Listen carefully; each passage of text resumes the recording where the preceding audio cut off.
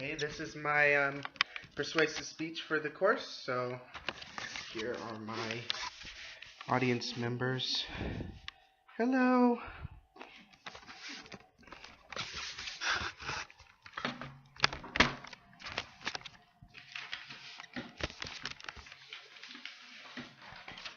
Okay.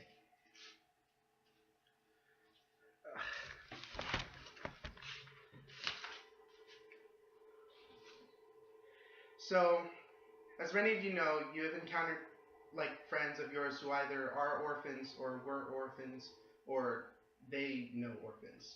Obviously, it's a widespread problem. The current statistics are there are 140 million orphans worldwide. That's about half of the population of the United States right now. And there are 168 child laborers, which accounts for about 11% of the population under the age of 15. So obviously, that's a big problem. We need to fix it. How are we going to fix it? The common answer among people today is donate to orphanages and to give money to those. But surprisingly, that is not a good solution. And there are much better solutions to solving this problem. So most orphanages fall into two categories. Ones that actually have good intentions, their staff are really good, and that is most of the orphanages in the United States and several internationally.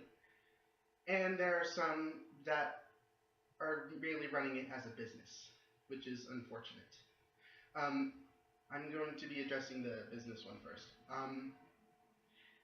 Foreign donations, essentially, to these orphanages act as revenue.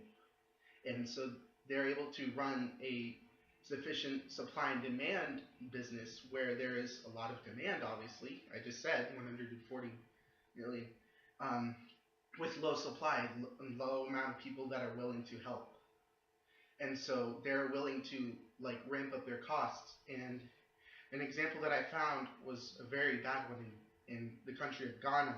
A government study there found that 90% of the orphans in their orphanages had living parents, which is not supposed to be good. And 140 out of the 148 counted orphanages in the city, in the country, were actually unregistered by the government.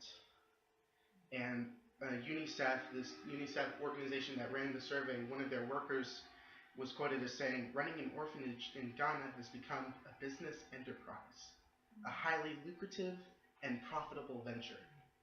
So obviously, no, that's not good. We can't be pouring money into that. And then there are plenty of orphanages that have very good intentions. We have a lot of that in the United States, especially in the United States.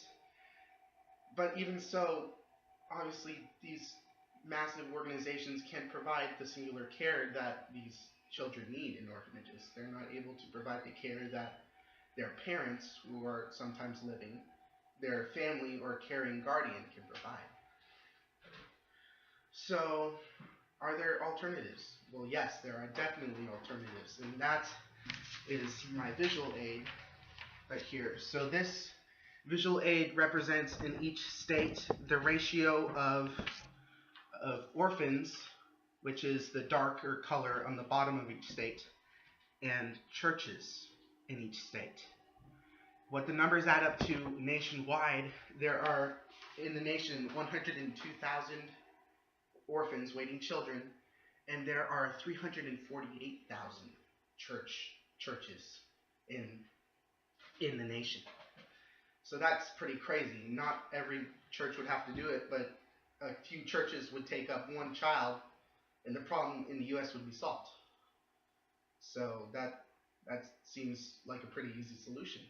And we would be able to choose parents within the community of that church to be able to take on that responsibility of safeguarding that child. So, in conclusion, orphanages are not a good problem to solving the orphan problem, because orphanages create their own problem in the process.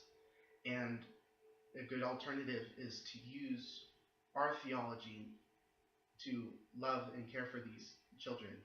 And I'd like to leave off with a verse from James 1:27.